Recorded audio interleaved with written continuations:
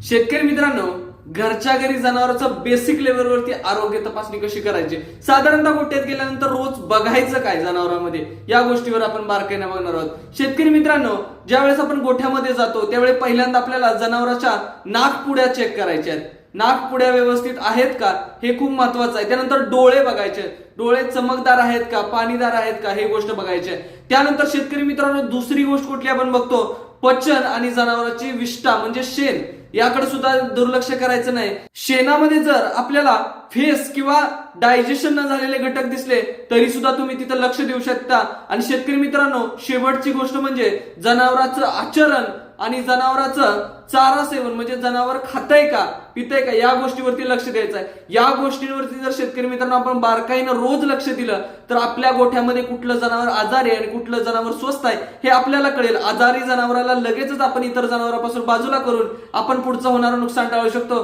Tips जाणण्यासाठी शेतकरी मित्रांनो आता सबस्क्राईब करा, लाईक करा आणि कॉमेंट करा. धन्यवाद.